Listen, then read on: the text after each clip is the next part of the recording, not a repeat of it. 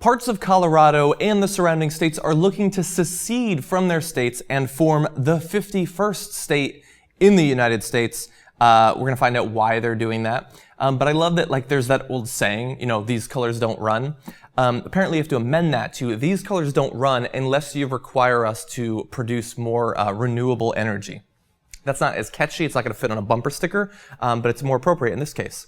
And so as I alluded to, there are several reasons why they want to secede to form their 51st perfect libertarian Ayn Randian state.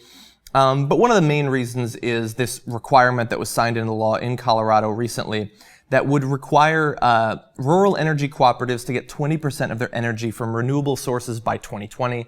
Now that might not actually even happen anyway. The current goal is 10%, but it's a possibility.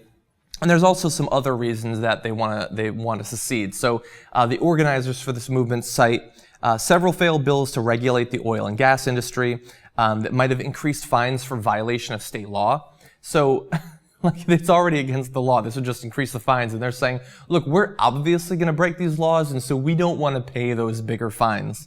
And so perhaps that's financially responsible of them. Also, let's see, there was another measure to address the fast increasing number of both wells and oil spills and contaminations in Colorado. Now, I haven't heard enough about that.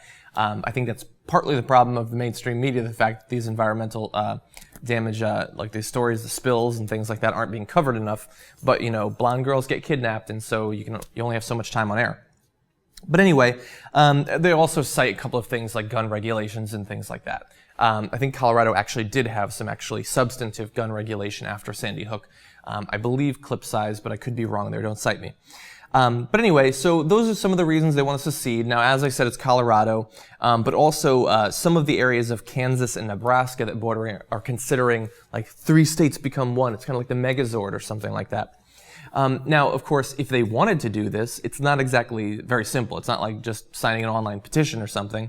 The U.S. Constitution requires that secession of parts of any existing state be approved both by the voters and the legislature of that state. And that becomes a little bit complicated, especially when, if it involves parts of 3 states, you have to get the voters of 3 states and the legislatures of 3 states to approve it. And that's probably not going to happen. And this would not be an insubstantial state, by the way, or insignificant. One of the 10 counties that initiated the movement, Weld County, is larger than Delaware and Rhode Island. So this would not be the smallest state if it did happen. But look, especially because there's energy in these areas, Kansas, Colorado, Nebraska are not going to just let them walk away. That's not how it works. And anyway, so we understand that's not going to happen. They met just this last week to draw up borders, but I couldn't find those. They're a bunch of chuckleheads. Some people that attended the meeting are saying that they're already cooling off and saying, oh wait, this is freaking insane. This isn't going to happen. While others say that they're still committed to it.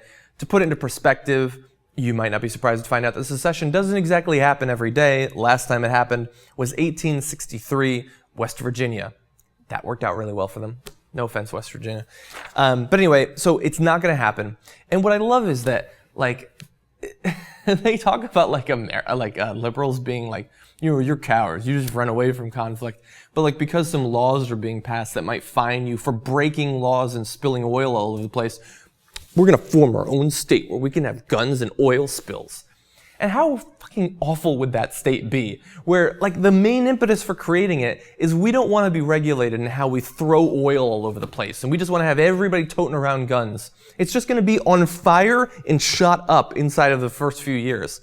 Who would want to live there? But anyway, don't worry. As I said, probably not going to happen in the first place.